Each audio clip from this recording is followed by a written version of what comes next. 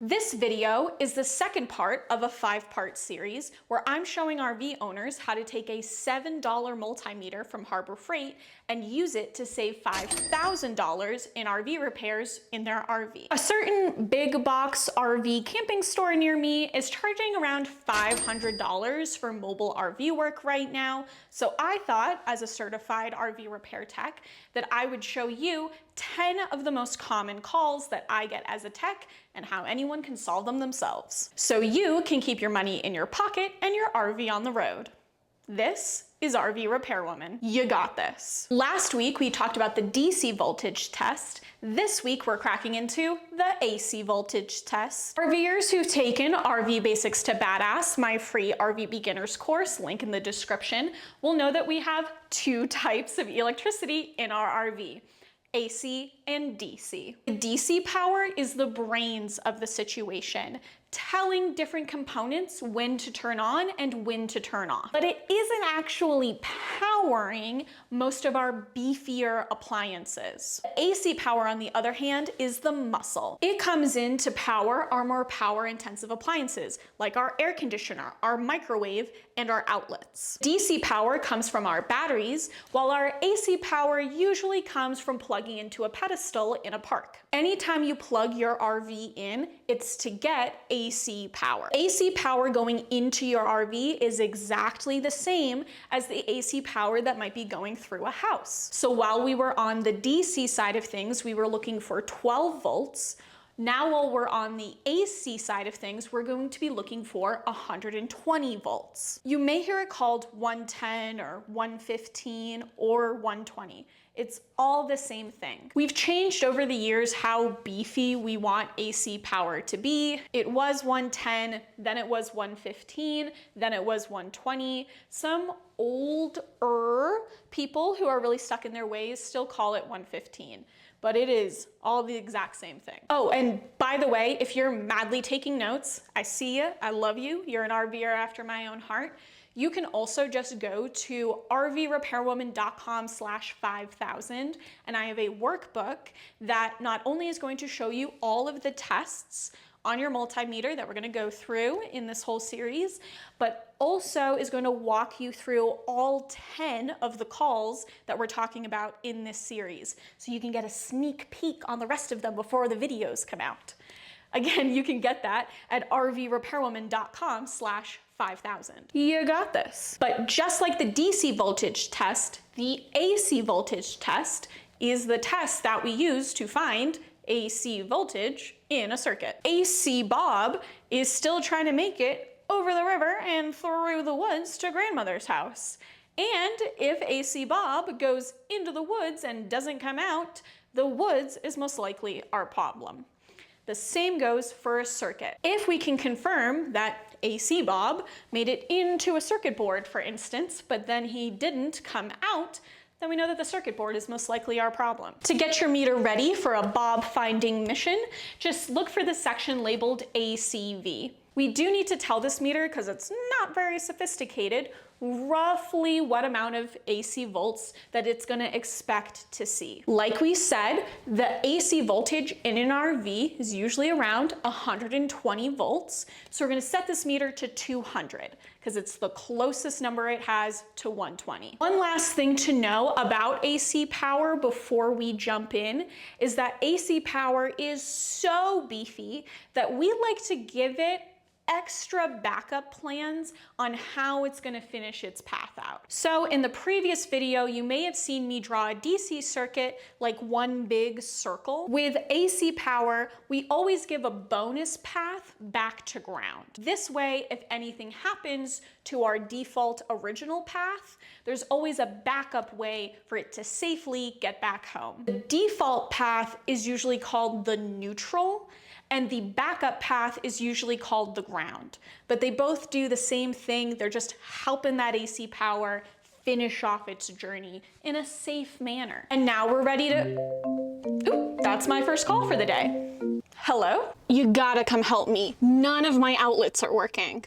I'm on my way. Let's talk about outlets in your RV, and specifically something called a GFCI, or ground fault circuit interrupter. GFCIs are fancy outlets with breakers built into them. Their whole job is to just cut off power to the outlet if the draw on the outlet gets too high. That high draw can come from an appliance malfunctioning and drawing more power than it's supposed to, or from something getting into the circuit and shorting it out. In residential houses, you'll see GFCIs anywhere where water might be present. So in the kitchens, in the bathrooms, and any outlet that's outside. If water were to get into the outlet, it would be kind of the equivalent as if you jammed a fork in there.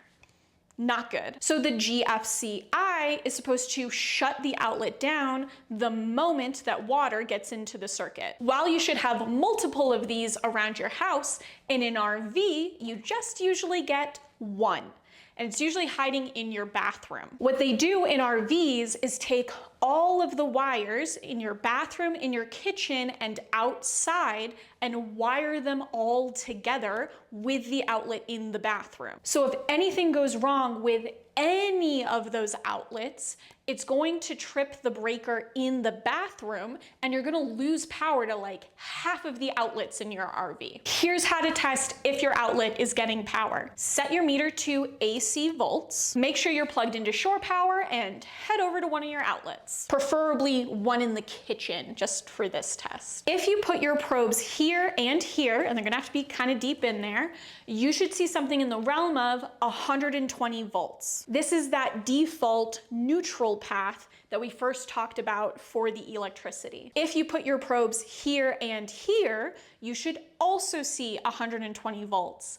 This is that backup path, or the ground path, that we talked about. And just for kicks and giggles for me, go ahead and take your probes and put them in the same hole. You should now see 0 volts, even though we just established that there's power going to this outlet. This is because we're actually measuring the voltage difference across the probes. Remember from the last video, the same thing applies for the AC voltage test. See, it all comes full circle. Now, put your probes here and here again. You should see 120 volts again. Now, go to your bathroom and find your GFCI. There should be a button on it that says test. Go ahead and hit that button. Now go recheck your outlet in the kitchen. You should have lost voltage to that outlet. It should no longer work. Now go back to that GFCI. The other button should say reset. Hit that button now, and you should regain 120 volts at the outlet in your kitchen.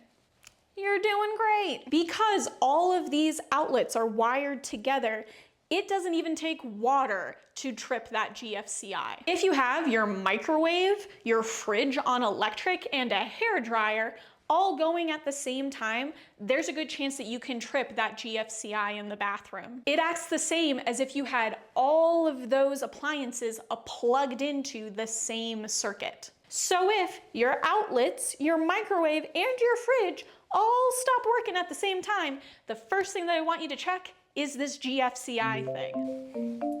The calls never stop. Hello? You gotta come look at this. Nothing in my RV is working really well, and the pedestal that I plugged into looked really weird. Can you come test it for me? I'm on my way. A couple of easy wins before we even pull out the multimeter here. If a pedestal outlet at a park ever looks melted, do not plug into that outlet. That melting means that this pedestal had a pretty major electrical problem at some point. It may have been the last customer's fault, or it may have been the park, but that's certainly not a risk that I'm taking with my RV. If I see a melted outlet, I'm going to the front office and requesting to be moved to a different spot. You can be very nice about this. You don't have to be a Karen, but this is a hard and fast no for me. It's not a chance that I'm willing to take. Secondly, I am never plugging in my RV without using something called an EMS, or electricity management system.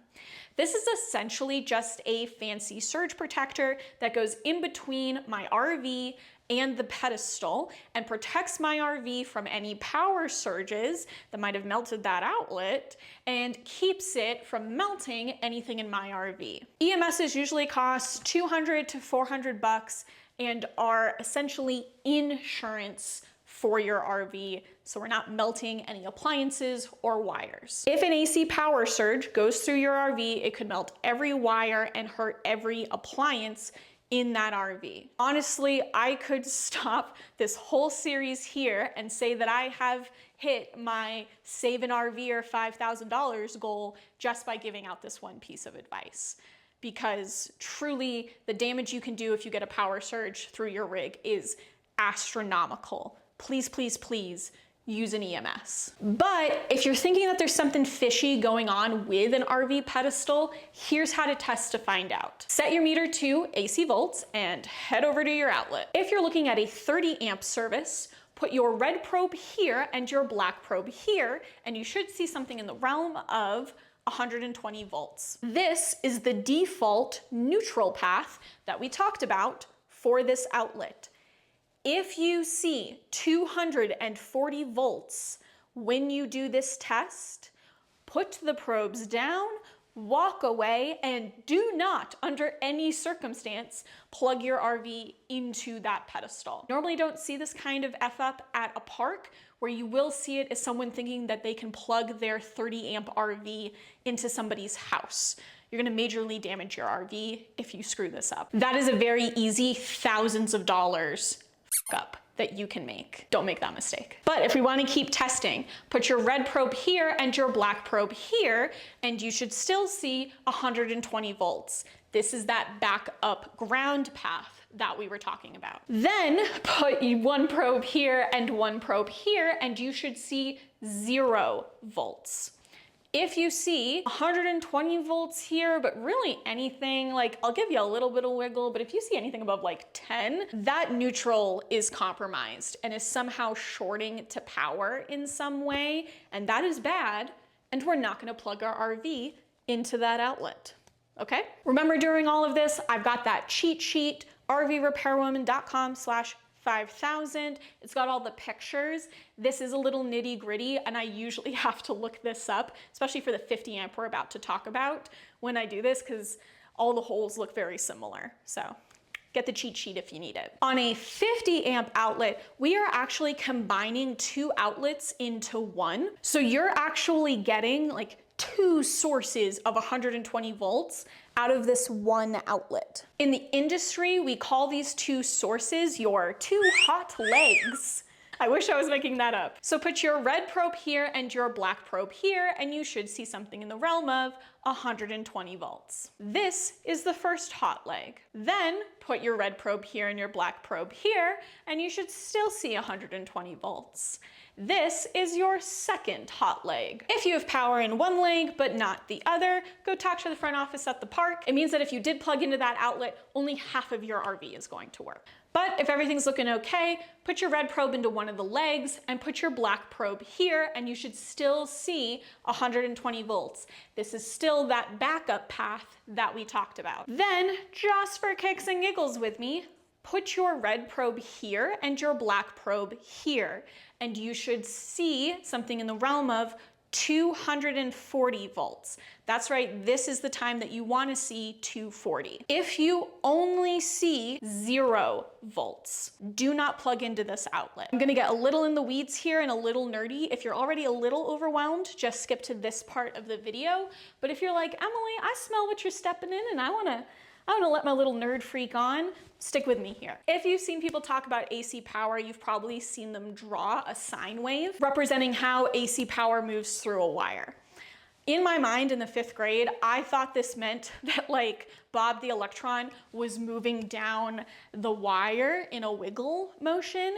He's not. He's actually just like sitting and wiggling in place. When it comes to our 2 hot legs, they are actually sharing a neutral and a ground path back to home. In a 50 amp outlet, you actually have something called split phase power. That means that even though we have 2 hot legs, we have 2 hot 120 lines going, they're going to share a neutral and a ground. If we don't do this correctly, we could end up sending too much power down too small of a wire, and we can burn up the neutral or the ground. And we don't want to do that. The way we get around this so we don't melt wires is the electrons in one leg are sitting there wiggling like this in place. We have the electrons in the other leg wiggling in the opposite direction. And I know this looks so silly. What this means is when they meet back up on the neutral wire, they're actually going to cancel each other out. What this looks like in graph form is that the two sine waves are going to be opposite each other. So they cancel each other out when they meet back up at that neutral wire. If both of your legs were hot when you tested, but you're only seeing 0 volts when you test across the two hots, that means that the electrons in both legs are wiggling together as opposed to opposite of each other. And the graph of your sine wave looks something like this. This means that we could be sending too much power down our neutral and too much power down our ground, and we could potentially start melting wires. This is very unsafe. And why? If you see this out in the wild, you're not going to plug your RV into it. I hope that made some sort of sense. But that's another 2 calls down, and we're up to $2,500 saved. If you want to learn the hands down #1 most common call that I get as a tech and how you can solve it, check out this video when it comes out. You got this.